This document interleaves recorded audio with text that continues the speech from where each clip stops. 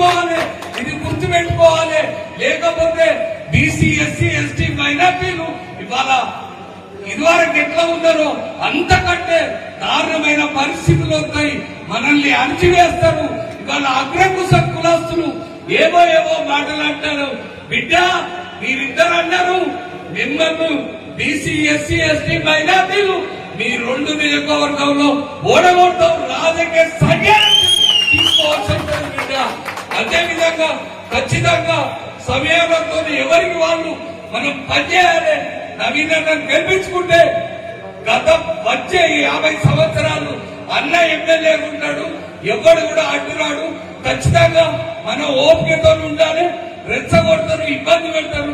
ఈ సందర్భంగా మరి అందరం కూడా నవీనన్న గెలుపు కోసం పనిచేద్దామని నేను మాట్లాడుతూ ఈ అవకాశం ఇచ్చిన మీ అందరు కూడా ధన్యవాదాలు చెప్తున్నా.